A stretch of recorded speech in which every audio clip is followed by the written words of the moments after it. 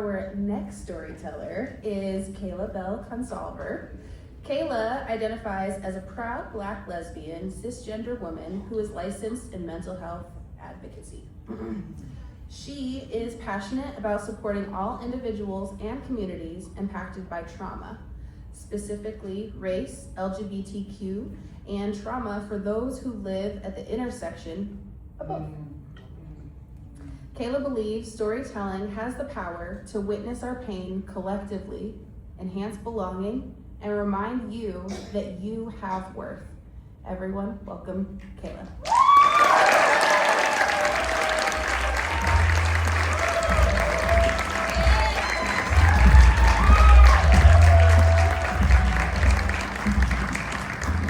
All right. Welcome. Who loves a little bit of UNITY? Love my queen Latifah. But why didn't nobody tell me that she was gay? Right? I mean, today's age, as a grown woman, that probably didn't matter as much for me to find that out, but I'm gonna tell you who it mattered to. These two right here. So the story I'm talking about, you learned a little bit about me and who I am today, but I'm actually gonna tell you a little bit of stories about the ones who helped me be where I'm at today. And I love the call to action because y'all know how we Black folk do, so if you feeling me, I wanna hear it, okay? So let me introduce you to maybe my 12, 13-year-old version of me. And you see, she thought she was fly. We were joking earlier, this was long before your girls thought she could go natural. You see me, I love it. All right, but she was in 6th, 7th grade.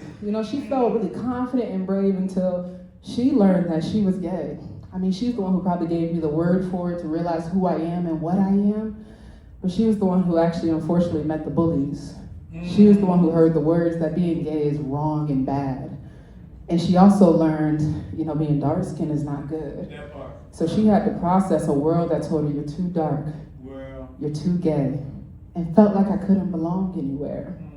And what's interesting is this is the one that also got me in a little bit of trouble. Because she wanted to be big and bad, and in fact, she felt being protected is better than being gay and all the names that they were calling you. But truthfully, underneath that was a lot of heartbreak. Because she didn't understand why people were being so mean and unkind to her for just being who she was. I mean, all she was a basketball baller, and she was a sneakerhead, and she just loved to make people smile. Why were they talking about me so badly? Well, as I matriculated throughout age, we moved to a suburb of Chicago, and this is when this one right here, I love her, 15-year-old Kayla came about. And what's interesting is she's the one who said, this young pain we had is too much. So in order for us to get through it, we have to harden. You see, she's the one who learned that we can't smile too big anymore. She's the one who learned that you gotta stay in the closet. That's probably the safest place for you to be. And she's the one who learned that we gotta do whatever we can to be accepted, even if that means exiling ourselves. And what's interesting about this is I grew up in a place where I love Florida, had family, it was amazing. I'm from down south where they got real seafood, not that landlocked stuff. No shade, no shade. But what's interesting about it, she still felt so alone. And I don't know if that loneliness really ever left because we were trying to navigate spaces where we really didn't feel like we actually fit in anywhere. And what's interesting, I was scrolling on TikTok the other day, and I saw someone ask, would you prefer, which one is actually safer, an all Black straight space or an all white queer space? And it got to me thinking, I was like, that's a little bit of what my experience has been like. So let me start with what the all Black straight spaces were like for me growing up. This is where I learned that my Black is beautiful. My Black is proud. Usually I wear an afro, but I want a bantu knot, so it shows the diversity of my hair. We defy gravity. We are amazing. Right? And I love, y'all can be in the room. And not only is that Black and beautiful, we love our music. I mean, I love me a little bit of electric slide. If you know, you know. A little bit of Before I Let Go. I like my fried chicken with my cornbread. It was good. Yeah, I don't eat mac and cheese, but it was amazing. The culture is there, it's rich. And I learned about our legacy. We could do anything from Jim Crow to slavery. We have overcome. And what was amazing is Black is beautiful until you're gay. And that was also where I learned the message was different. There's an episode of Master of None with Lena Waithe, where she says, Black kids are like trophies in the Black community. And what's interesting is your trophy is proud and we want to show you off until you're gay. It takes it.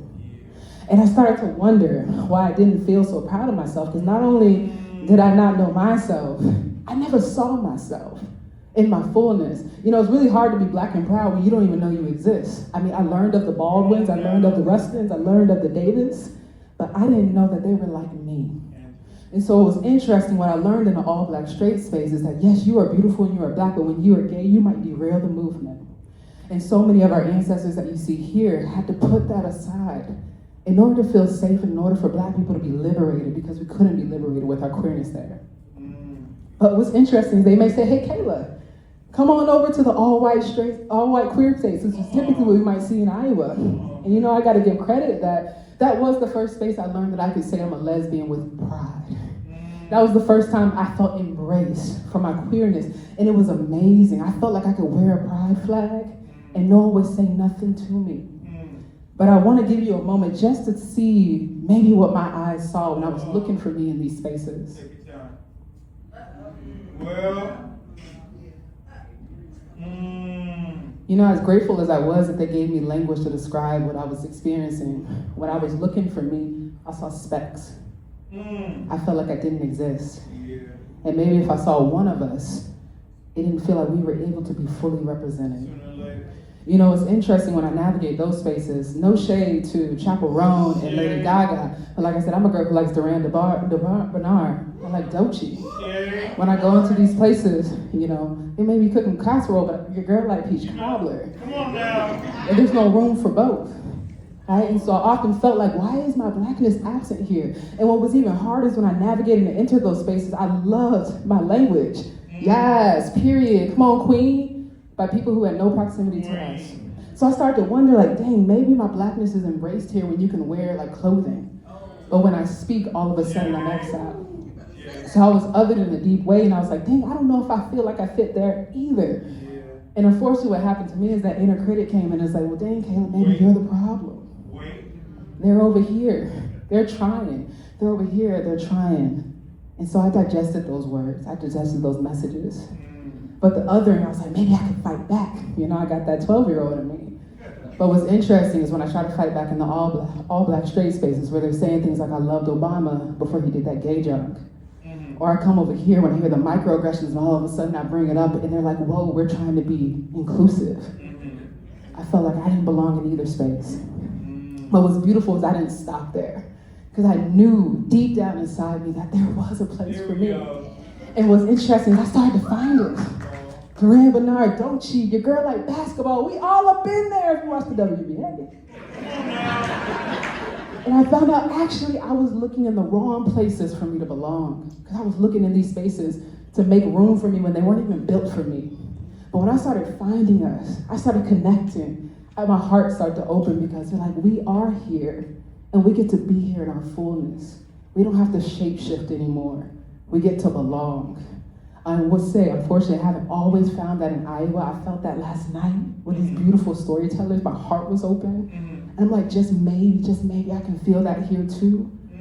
But what's interesting is I realized that I don't have to choose to be small in any box anymore. I don't want to just be black and proud. I want to be black, gay, and loud, and I get to. And I want to name too that that's not just about me. I'm not doing that just about me. I'm doing it for these ones here that never got the chance to see that there was somebody like them. I do it for the ones that come after that maybe never got the chance to see that someone looks like them and could look like them. And I do it for the inner children of so many black queer people that I know that never got the chance to see themselves. So I want to name and leave here all black straight space, all white queer space. You can choose neither, because they weren't built for you. Thank you.